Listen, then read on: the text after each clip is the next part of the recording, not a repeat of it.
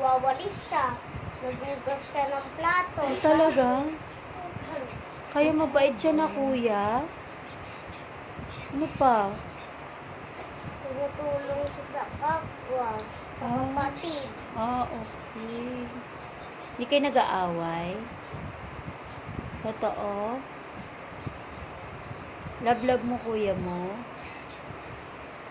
Ba't lumalaki ilong mo? Hindi. Totoo ba yun? Bakit mo siya love? Hindi naman lumalaki yung ano ko.